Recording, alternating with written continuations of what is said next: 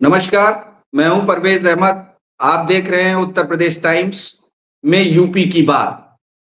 Pankaj Parashar show में आज एक ऐसी बात जो हर किसी के स्वास्थ्य से जुड़ी है, भारतीय चिकित्सा पद्धति से जुड़ी हुई है। जब मॉडर्न मेडिसिन का आविष्कार नहीं हुआ था, तब हमारे वैद्य हकीम लोगों को जड़ी बूटियों के जरिए ठीक करते थे, उनके स्वास्थ्य की रक्षा करते थे और कई बार चरक में तो सर्जरी भी कर देते थे। आज इसी विधा पर, इसी विधा से जुड़े हुए छात्रों पर हो रहे एक तरह के अन्याय से असमंजस की स्थिति है। देश भर का लाखों छात्र जो बीयूएमएस कर रहा है, बीएएमएस कर रहा है, बीएसएमएस कर रहा है, उसके सामने ये संकट पैदा हो गया है कि उसे अपनी स्नातक की डिग्री पूरी करने के बाद एक जो व्यवहारिक प्रशिक्षण लेना होता है, जो इंटर्नशिप होती है 1 साल की, उसे भी करने के बाद उसे एक और इम्तिहान देना होगा, तभी वो आगे की पढ़ाई कर सकता है और आधिकारिक रूप से प्रैक्टिस भी कर सकता है। आयुष की इस विधा के छात्रों के साथ अन्याय क्यों और उससे उन्हें क्या-क्या दुश्वारियां हो रही हैं, इसको समझने के लिए आज हम इस चैनल पर इकट्ठा हुए हैं। हम बात करेंगे आयुष छात्रों के साथ सौतेला व्यवहार बंद करो सरकार। हमारे साथ आयुष के छात्र कुंवर उत्तम सिंह जुड़े हुए हैं, डॉक्टर हिमांक वर्मा जुड़े हुए हैं, कुछ और डॉक्टर इस विधा के हमारे साथ जल्दी जुड़ेंगे। हम उनसे भी जानने की कोशिश करेंगे।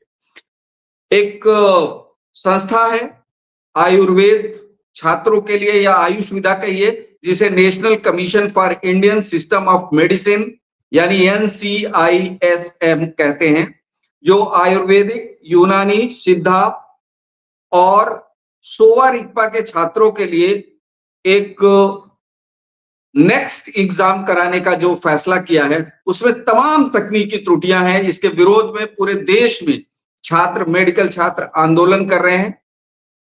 उन्हीं सारे मुद्दों पर बातचीत करने के लिए हम बात हिमांक वर्मा से शुरू करेंगे। हिमांक, आपकी इस विधा में जो शुरू किया गया है, NCISM ने जो एक नया आपके सामने एक नया एग्जाम का बोझ लादा है, उससे आप लोगों को कितनी दिक्कत हो रही है और उससे आपका भविष्य कितना उलझ रहा है? हिमांक। नमस्कार सर, मैं आपका धन्यवाद, तहे दिल से धन्यवाद करूंगा पहले तो कि आपने मुझे प्लेटफॉर्म पे बोलने के लिए मौका दिया। इससे बहुत सारी प्रॉब्लम्स लोगों को आ रही हैं क्योंकि NCISM जो नया रूल रेगुलेशन लेके आई है, वो रूल रेगुलेशन बहुत सारे बच्चे रेट्रोग्रेसिव डायरेक्शन में लग गया है। जो बच्चे 2017-15 ठीक है 18 के हैं, वो भी बच्चे इसमें इंक्लूड हो गए, क्योंकि इसमें एक एक नंबर दे दिया गया है कि इस डेट से आप अगर इंटर्नशिप ज्वाइन नहीं कर पाते हैं तो उस केस में क्या है कि आपको एग्जाम देना पड़ेगा। तो इससे ये प्रॉब्लम है कि बच्चों के पास एक एक्स्ट्रा बर्डन क्रिएट हो जाएगा। बच्चे ऑलरेडी इतने ज्यादा कोविड की मार से, आप देख ही रहे हैं कि एक वैश्विक महामारी हमारे देश में आई थी, उस टाइम पर भी ये बच्चे आयुष के उस टाइम पर भी जो थे वो झेल रहे थे। तो इस सिचुएशन में सरकार को ये देखना चाहिए कि एक एक्स्ट्रा बर्डन बच्चों पर ना हो, ये चीज जरूर देखनी चाहिए। देखिए, एक डॉक्टर हिमांक कह रहे हैं कि एक्स्ट्रा बर्डन है। मैं पहले आपको इस आदेश के बारे में थोड़ा सा ब्रीफ करता हूं कि ये नोटिफिकेशन NCISM ने नोटिफिकेशन 20 दिसंबर को जो जारी किया था, उसमें कहा था कि 20 दिसंबर 2023 को या उसके बाद शुरू की है जिन्होंने इंटर्नशिप, उन्हें ये परीक्षा देनी अनिवार्य है। सवाल ये है कि इससे पहले के जो छात्र थे, इसका मतलब ये हुआ कि 2017, 18, 2016 बैच के भी जो छात्र हैं, उनमें से भी कुछ बच्चों को नेक्स्ट एग्जाम देना होगा। तो एक ही बैच के छात्रों के सामने दोहरी तरीके की समस्याएं आ रही हैं। मतलब मैं उस एग्जाम से एग्जम्प्ट हो जाऊंगा और कुंवर उत्तम कुमार को ये एग्जाम देना होगा। ये जो भेदभाव है, ये इस समस्या को भी खत्म करने की कोशिश किसी तरह नहीं की गई है। ये एक बड़ा भेदभाव है।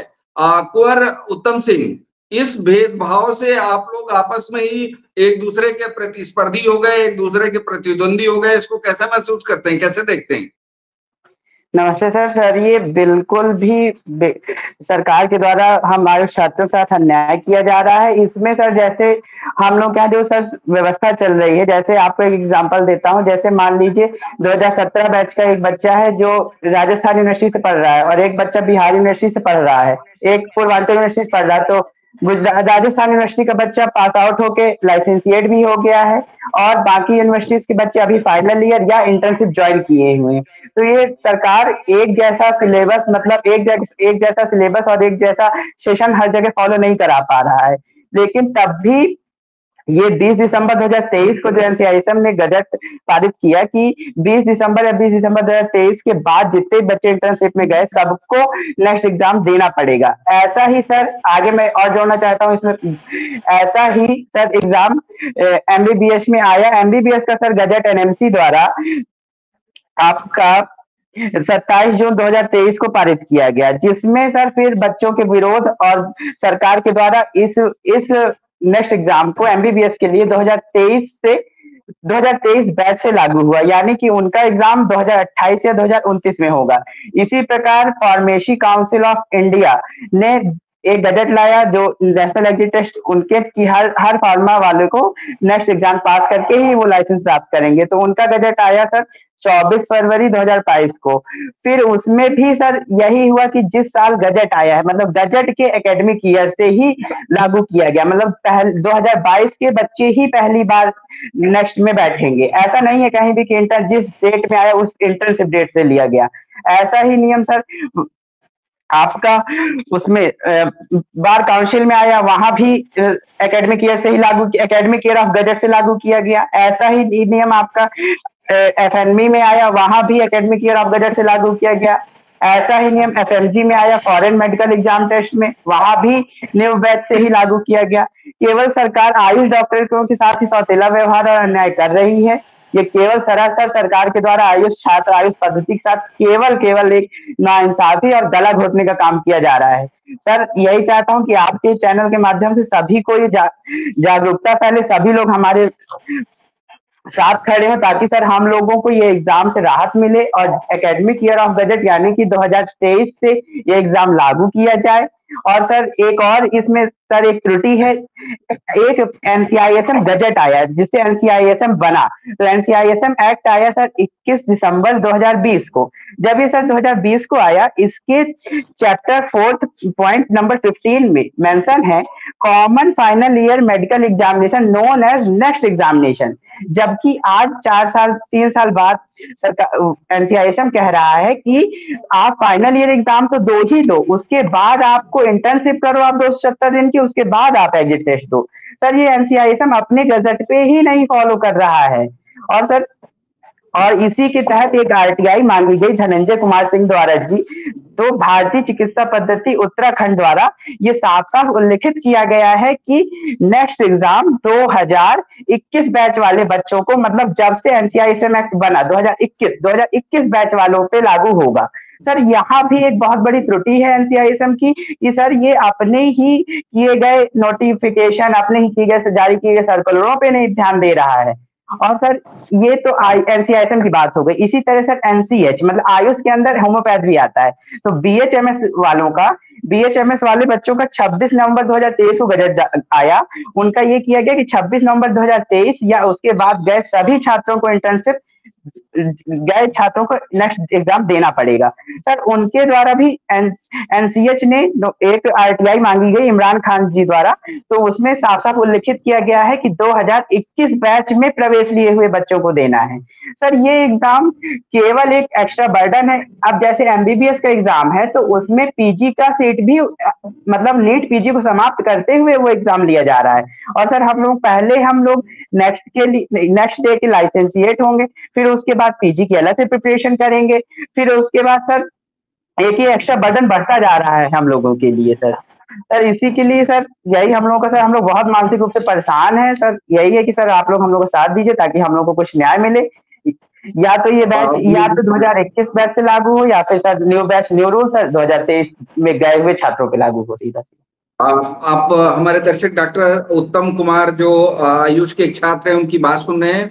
मैं अपने दर्शकों को बताऊं कि उत्तर प्रदेश में तकरीबन 2500 सीटें सरकारी कॉलेजेस में इस समय हैं जो बीएएमएस और बीयूएमएस की होती हैं। ये करीब 2500 के आसपास सरकारी क्षेत्र में सीटें हैं और 15,000 सीटें प्राइवेट सेक्टर में हैं।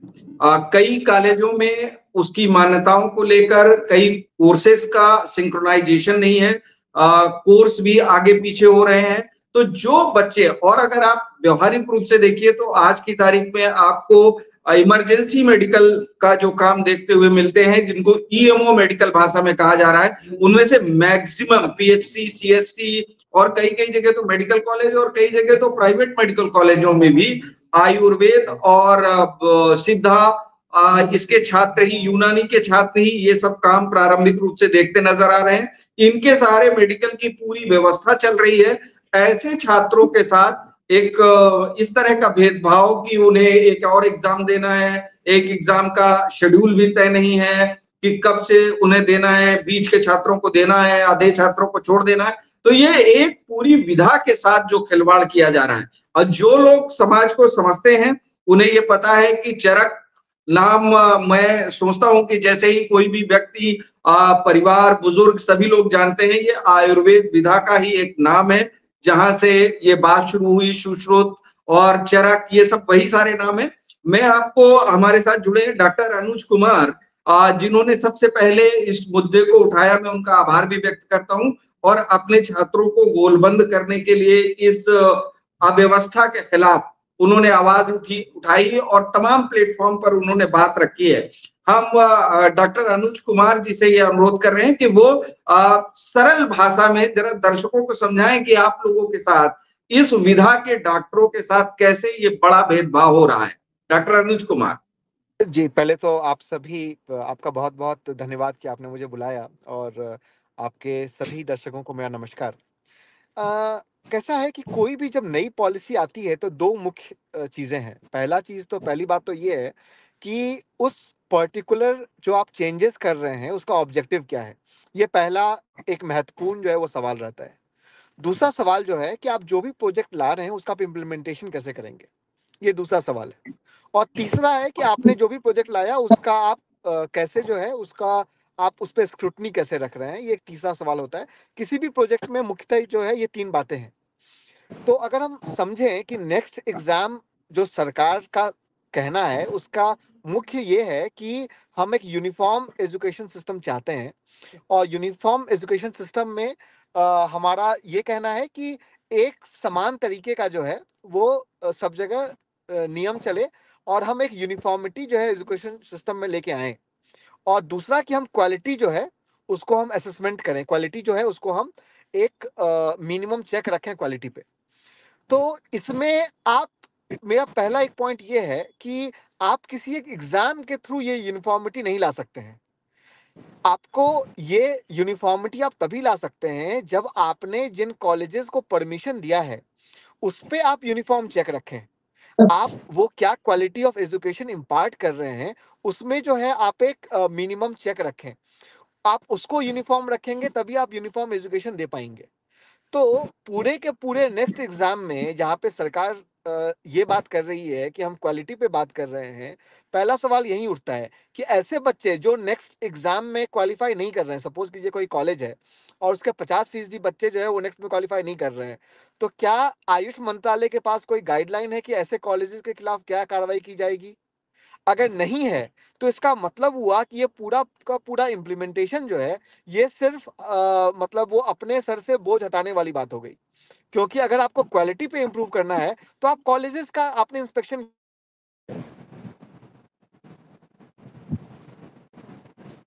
के लिए तकनीकी कारणों से डॉक्टर अनुज की बात कट गई है। मैं आपको बताऊं कि इस पूरी नोटिफिकेशन में एक जो महत्वपूर्ण बात है वो बहुत ही गंभीर तरीके से डॉक्टर अनुज उठा रहे थे, वो फिर से जुड़ गए हैं। मैं कहूंगा अनुज जी अपनी बात पूरी करिए।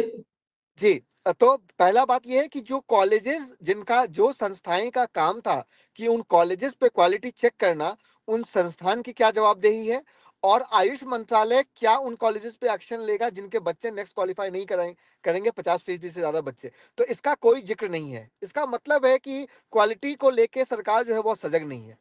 दूसरी कि आप कोई भी नियम एक सत्र में, एक सत्र के बच्चों पर दो अलग अलग नियम नहीं लागू हो सकते हैं। ऐसा नहीं हो सकता है कि 2018 बैच के कुछ बच्चे एग्जाम देंगे और कुछ बच्चे एग्जाम नहीं देंगे। ये धारा 144 की तरह जो है ये तत्काल प्रभाव से एक हेल्थ पॉलिसी को नहीं लागू की जा सकती है। किसी एक, मुझे नहीं लगता कि कोई भी अधिकारी जो कोई भी जो मंत्री हैं वो इतनी छोटी सी चीज को लेकर सजग नहीं होंगे। लेकिन अधिकारियों के ईगो को सेटिस्फाई करने के लिए आप जो है लाखों बच्चों के भविष्य को आप ऐसे अधर में लटका देंगे, उनको आप कोई एक क्लियर कट गाइडलाइन नहीं देंगे। तीसरी बात जो है वो ये है कि यूनिफॉर्मिटी क्यों नहीं है? आपने पहले खुद ही अपने आरटीआई में आपने कहा कि हम जो है वो इसको जो है हम नए बैच से लागू करेंगे, जो कि एक वाकई में वो एक वही तरीका है, क्योंकि फार्मेसी में सेम सिस्टम लागू हुआ था। वहां पे जो है उन्होंने नए सत्र से लागू किया, क्योंकि मैं अगर किसी नए कोर्स में एडमिशन ले रहा हूं तो मुझे पता होना चाहिए कि उस कोर्स के में क्या क्या एग्जाम होंगे और मुझे क्या क्या प्रोसेस से गुजरना पड़ेगा। यहाँ पे जो है आप हिडन रूल्स नहीं ला सकते हैं। ये कोई प्राइवेट मतलब समझ रहे हो, ये तो कोई बाजारी कंपनी नहीं है कि आप जो है आप हिडन नियम लागू कर देंगे। एक ट्रांसपेरेंसी अगर सिस्टम में नहीं रहेगी, मैं अगर किसी कोर्स में दाखिला ले रहा हूँ तो मुझे ये पता है कि उस कोर्स के लिए मुझे क्या क्या तैयारी करनी है। आप बीच कोर्स में इस तरह के बदलाव लाकर जो है आप ये तो बिल्कुल जो है वो नैसर्गिक न्याय के खिलाफ है। तो सरकार अगर जी सरकार अगर हाँ, वाकई बोलिए चाहती है, अपनी बात सरकार कहिए। अगर वाकई जी सरकार अगर वाकई चाहती है कि हम क्वालिटी को इम्प्रूव करें, तो आपको पहला काम ये करना पड़ेगा कि आपने ही उन कॉलेजेस को जो है परमिशन दिया है, तो आप कॉलेजेस का क्वालिटी चेक कैसे कर रहे हैं? आप अगर क्वालिटी चेक नहीं हो रहा है तो उनके लिए जो दोषी संस्थान है उन पर आपने क्या क्या एक्शन लिया, इसकी जिम्मेदारी पहले तय करनी पड़ेगी। और उसके बाद आप नेक्स्ट एग्जाम में लाइए, उसके बाद जो है आप नए सत्र से जो है आप नेक्स्ट एग्जाम को लागू कीजिए। तभी जो है छात्र जो है उनको पूरा का पूरा आइडिया रहेगा कि वो जिस कोर्स में एडमिशन ले रहे हैं वहां पे बेसिकली क्या क्या सिस्टम है। आप धन्यवाद अनुज जी, दर्शकों ने ये बात समझी होगी। मैं आपको एक बात फिर बता दूं कि जो भी NCISM ने जो रूल लागू किए हैं वो बेसिकली कॉलेजों के ऊपर किसी तरह से अप्लाई ही नहीं होते हैं। मान लिया कि किसी भी कॉलेज के, ये जो डॉक्टर अनुज बात कह रहे थे कि कुछ बच्चे फेल हो जाते हैं किन्हीं कारणों से, एग्जाम का पैटर्न जो है उसमें माइनस मार्किंग रखी गई है, 120 सवाल की बात की गई है, 480 नंबरों का जिक्र है, कई बहुत डिटेल से बच्चों के ऊपर एक दायित्व थोपने की बात है। इससे कोई दिक्कत नहीं है, क्वालिटी एजुकेशन इंप्रूव करिए, कोई बात नहीं है। लेकिन आधी अधूरी गाइडलाइन जिन कॉलेजों में, मैं आपको बहुत सारे ऐसे कॉलेज जानता हूं जहां पर पूरी तरीके से फैकल्टी उपलब्ध नहीं है। तो जब वो फैकल्टी नहीं है, कई बार उनकी मान्यताएं बीच बीच में कैंसिल होती रहती हैं, मान्यताएं मिलती रहती हैं, इस तरह चलता रहता है। तो ये बच्चों के भविष्य के साथ बच्चों पर एक तरह से सिविल कोड लागू करने से पहले उनकी कॉलेजों को पहले सिंक्रोनाइज किया जाना चाहिए था, उसके बाद बच्चों को ये जिम्मेदारी दी जानी चाहिए थी। लेकिन कॉलेजों को सिंक्रोनाइजेशन हुआ ही नहीं है। किसी का कोर्स 3 महीने पहले शुरू होता है, किसी स्टेट में 4 महीने बाद शुरू होता है, और बच्चों पर एक सत्र की पूरी एग्जाम की जिम्मेदारी लाद दी गई है। दर्शक जानते ही होंगे कि पूरे भारत में अगर देख लिया जाए, पूरे भारत पर नजर दौड़ाई जाए तो तकरीबन 2.5 लाख सीटें आयुर्वेद की हैं। यानी 2.5 लाख बच्चा तो आयुर्वेद का ही पढ़ रहा होगा, और करीब 1.5 लाख बच्चे यूनानी के हैं। तो 4 लाख बच्चे पर सीजन, यानी हर सेमेस्टर वाइज इतने बच्चों का एडमिशन पर ईयर हो रहा है। तो और ये एग्जाम साल में 2 बार कराने की बात की गई है, लेकिन वो सिंक्रोनाइजेशन नहीं है। आप सरकार को ये चाहिए, मुझे ऐसा लगता है, दर्शकों की ओर से भी काफी कमेंट्स आ रहे हैं, मैं आपको बताऊंगा कि वो क्या कह रहे हैं। लेकिन अगर वो सिंक्रोनाइजेशन लागू नहीं होगा तो ये छात्रों के भविष्य के साथ एक बड़ा खिलवाड़ है। अब हिमांक वर्मा जी, मैं आपसे जानना चाहता हूं कि इस पूरी प्रक्रिया की वजह से आपका कितना समय बर्बाद होगा और पीजी में दाखिले को लेकर आपकी कितनी उलझन बढ़ेगी? हिमांक वर्मा जी। जी सर, इससे काफी समय बर्बाद होने वाला बच्चों का, क्योंकि बच्चे मैंने जैसे पहले स्टार्टिंग में ही आपको बोल दिया था कि एक तरीके से एक्स्ट्रा बर्डन हो जाएगा, तो इससे क्या होगा कि बच्चे किस किस चीज को प्रिपेयर कर रहे होंगे, जैसे कभी, क्योंकि इससे पीजी की सीट भी नहीं मिल रही है, इससे सिर्फ पंजीकृत संख्या को आप ऑप्ट कर पाएंगे, पंजीकृत संख्या मिलेगी आपको बस, ठीक है। तो उसके बच्चे पीजी की भी प्रिपरेशन करनी है उसको, मान लो अगर उसको कोई अगर ना चाहते हुए भी कोई बैक लग गई है उसकी भी प्रिपरेशन करनी है, और फिर आपका मान लो आपको पीजी के बाद नेक्स्ट की प्रिपरेशन करनी है, तो इस तरीके से काफी समय खिंच जाएगा। दूसरी बात मैं आपको एक चीज और ऐड करना चाहूंगा यहाँ पर कि जब ये जो लागू हुआ है, जैसे मान लो 2017 का बच्चा है, 2018 का बच्चा है, उस टाइम पे एनसीआईएसएम बॉडी थी ही नहीं, उस टाइम पे सीसीआईएम बॉडी थी, कोई दूसरी बॉडी थी जो रेगुलेट करती थी आयुष स्टूडेंट को। इस टाइम पे एनसीआईएसएम बॉडी रेगुलेट कर रही है। तो उस टाइम पे जब एडमिशन बच्चों ने लिया था, उस टाइम पे इसके बारे में कोई जिक्र नहीं था कि एग्जिट टेस्ट देना पड़ेगा। अचानक से बच्चा जब 4th ईयर में आता है तो आप उसके लिए बोल देते हैं ये बात को कि आपको एग्जिट टेस्ट देना है, तो बच्चा कैसे माइंड में मेकअप कैसे करेगा? सोचिए ना बात, फर्स्ट ईयर से प्रिपेयर ही नहीं किया आप उस चीज को, आप 4th ईयर में आके इस चीज को लागू करेंगे तो बच्चे का माइंड कैसे उसको उसकी तरफ सोचेगा?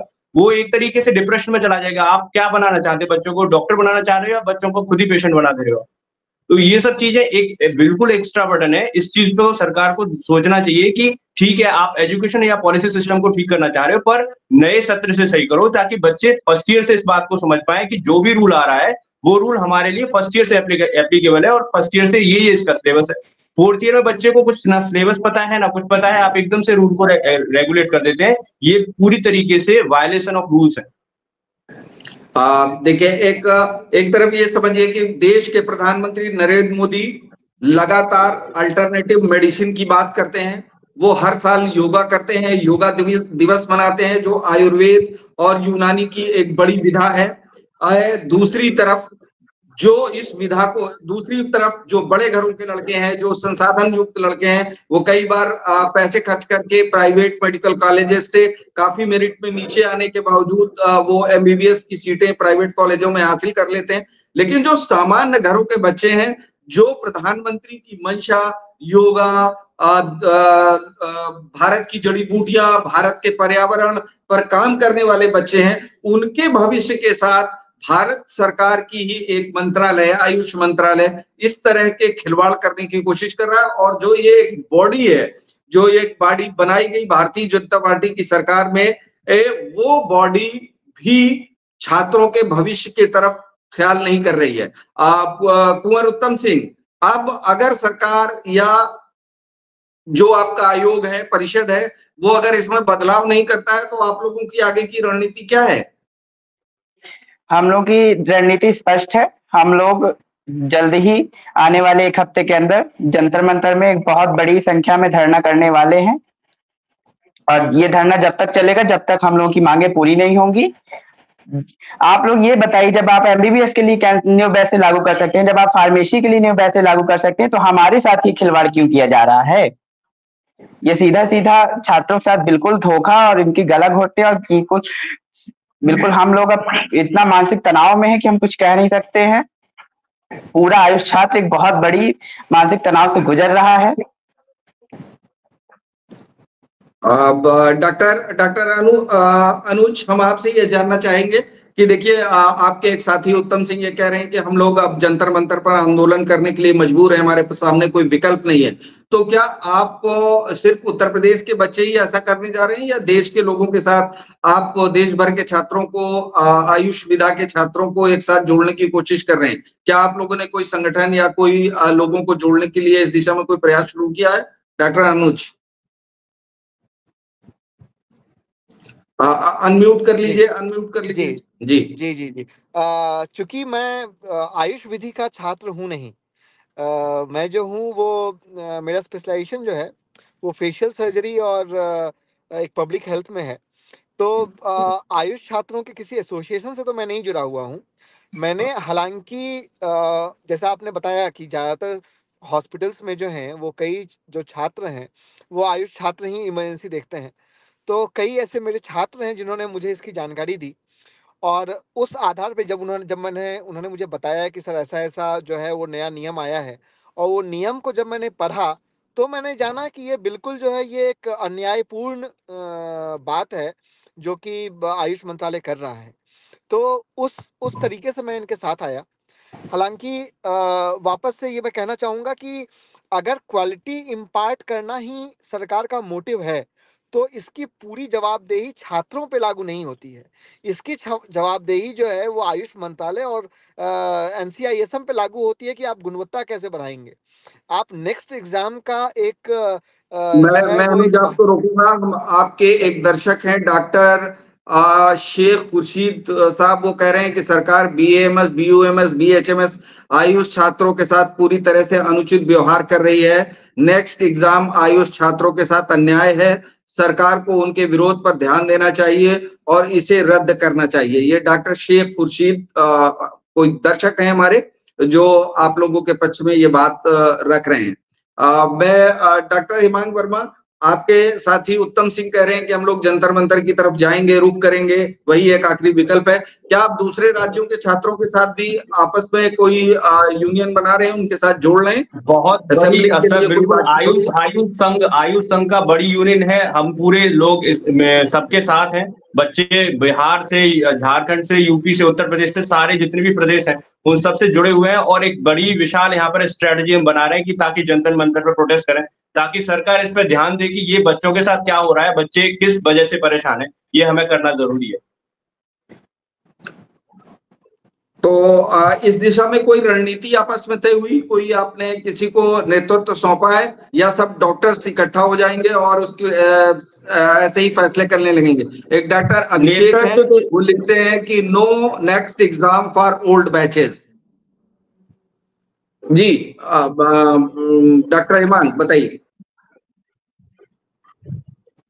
नेतृत्व सर सारे बच्चे अपने आप में, क्योंकि सब बच्चों की प्रॉब्लम है, एक ऐसा कोई संगठन पूरी तरीके से जाएगा और जाके सारे बच्चे वहां पर प्रोटेस्ट करेंगे। नेतृत्व सारे बच्चे अपना ही कह रहे हैं, क्योंकि ये एक किसी छात्र विशेष की प्रॉब्लम तो है नहीं, सबकी प्रॉब्लम है, सब बच्चे जाके संगठन में काम करेंगे। अच्छा, मैं ये एक सवाल और भी मन में उठ रहा है कि क्या 23-24 सत्र वाले बच्चे भी आप लोगों के साथ आ रहे हैं डॉक्टर उत्तम सिंह? हाँ सर, आ रहे हैं। 23-24 के बच्चे भी आपके साथ हैं, यानी ओल्ड बैच वाले बच्चे भी हैं और नई जनरेशन जो है वो भी आपके साथ है, और आप लोग तो उसके पीड़ित हैं, तो आप लोग हैं ही। बिल्कुल बिल्कुल सर। और कोई बात ऐसी जो आप लोगों के उससे जुड़ी हुई निकल रही हो, जिसे आप कहना चाहते हो हमारे प्लेटफॉर्म के जरिए? एक एक करके कहिए। डॉक्टर हिमांग वर्मा से हम शुरू करेंगे। हिमांग जी बताइए। एक मिनट आपको रोकेंगे आपकी बात सुनने पहले।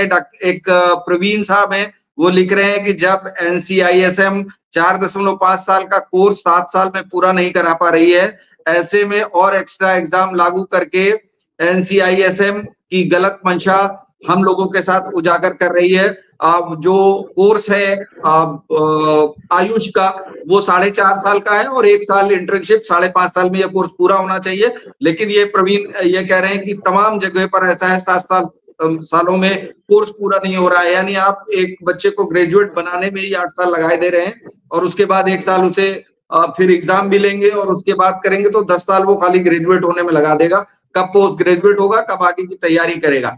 अब हिमांग वर्मा जी, आप कुछ कह रहे थे, आप छोटे बातों में कहिए। बिल्कुल सर, जैसा अनुज सर ने अभी बोला था कि सिर्फ छात्रों को सही करने की बात नहीं, यहाँ पर सिस्टम अपने आप को भी देखे कि एक्चुअली में जो मेडिकल कॉलेज है, प्राइवेट मेडिकल कॉलेज या गवर्नमेंट, उसमें चल के रहा है। आपने बिल्कुल जैसे बात सही कही कि वहां पर बच्चों के लिए पढ़ाने के लिए शिक्षक ही अवेलेबल नहीं है, तो ऐसे में बच्चों पर और एक्स्ट्रा चीजें मत करिए। आप सरकार को भी ये देखना चाहिए कि भाई कॉलेज में क्या चल रहा है, कॉलेज की पद्धति सरकार संभालेगी, बच्चे थोड़ी ना संभालेंगे। तो पहले कॉलेजेस की जो चीजें हैं उस पर भी ध्यान दीजिए, ठीक है। और जो है बच्चे जो पुराने टाइम में जो बहुत सारी ऐसी यूनिवर्सिटी हैं जो एग्जाम लेट कराती हैं, तो बच्चे ना चाहते हुए भी अपने आप में नेक्स्ट में आ गए, वो नेक्स्ट से बाहर थे बच्चे, वो भी आ गए। तो इसमें क्या हो गया है कि बच्चों के बीच में ही द्वंद्व क्रिएट हो गया है। 2018 का बच्चा किसी यूनिवर्सिटी से वो इंटर्नशिप कर गया और वो निकल गया, और किसी ने नहीं कराया तो वो नहीं निकल पाया। तो 2 बच्चे जो 2018 के, वो आपस में द्वंद्व कर रहा है। इस बार में सोचना चाहिए कि एक बच्चा निकल चुका है उसी 2018 बैच का, और एक बच्चा यहाँ पर सर्वाइव करने के लिए, एक बच्चा नेक्स्ट देने के लिए तैयार है। तो इसको देखें, यहाँ पर द्वंद्व क्रिएट ना करें स्टूडेंट्स में।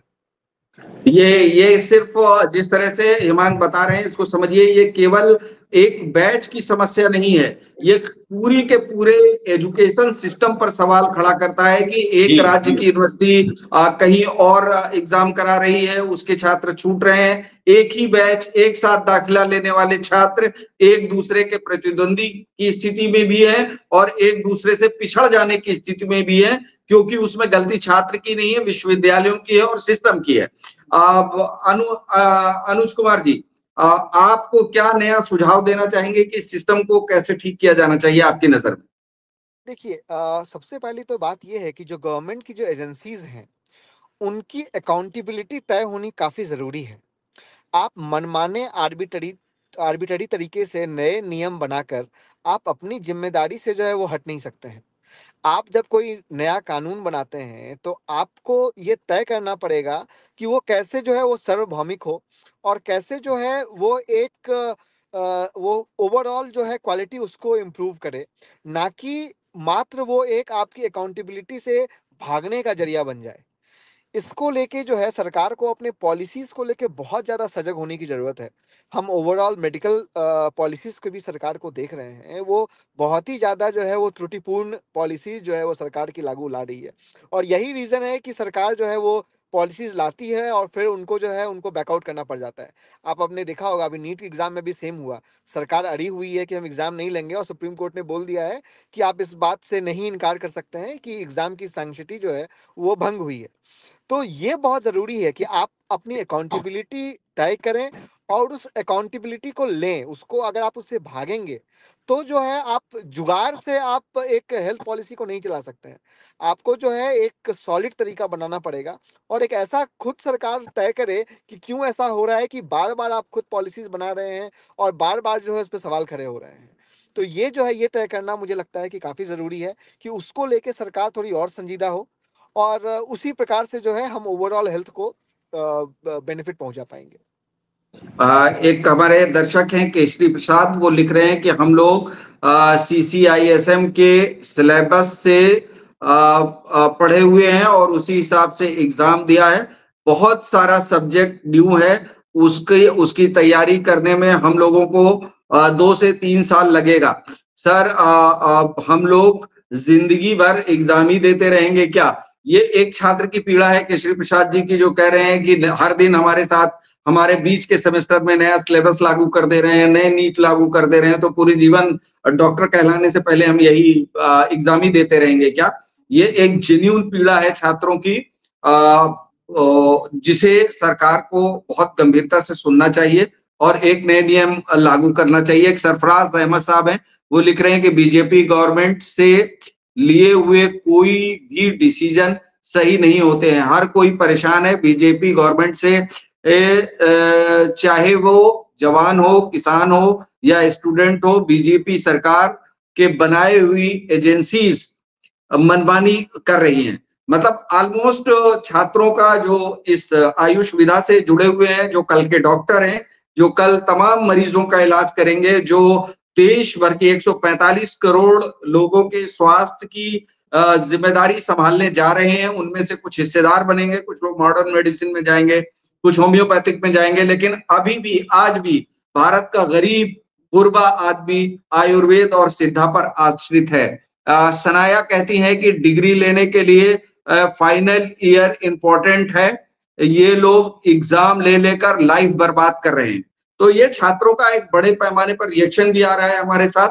आज एक और छात्र है निकिता जी लिखती हैं कि एडमिशन टाइम तो नहीं बोला गया था कि इस तरह का एग्जाम कराया जाएगा। यानी छात्राएं भी ये बता रही हैं कि उनका जब सिलेबस दिया गया था, किसी भी छात्र के लिए सिलेबस दिए जाते समय ये बताया जाता है कि उनके साथ क्या क्या एग्जाम लिया जाएगा और उनकी एजुकेशन का पैटर्न क्या होगा। लेकिन आयुष छात्रों के साथ मिड टर्म में ऐसे नियम और ऐसी जिम्मेदारी और एग्जाम का एक नया बोझ थोपना किसी भी तरह से उचित नहीं प्रतीत होता है।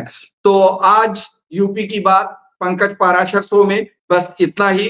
कल फिर आज बहुत सारे छात्र हमारे साथ जुड़े, डॉक्टर अनुज कुमार जुड़े, हिमांग वर्मा जुड़े, कुंवर उत्तम सिंह जुड़े। आप सभी लोगों का बहुत बहुत धन्यवाद। आप लोगों ने अपनी बात रखी कि आयुष छात्रों के साथ किस तरह से नई नई जिम्मेदारियां लादी जा रही हैं। National commission for Indian system of medicine NCISM ने आयुर्वेद, यूनानी, सिद्धा, सोवा, रिगपा के छात्रों के लिए नेक्स्ट एग्जाम का एक नया बोझ लाद दिया है, और उस बोझ में भी कुछ जो नियम बनाए गए हैं वो इतनी त्रुटिपूर्ण है कि एक ही बैच के छात्र एग्जाम दे पाएंगे, एक ही बैच के छात्र एग्जाम देने से एग्जम्प्ट रहेंगे, जिससे छात्रों के सामने काफी असमंजस की स्थिति बन गई है।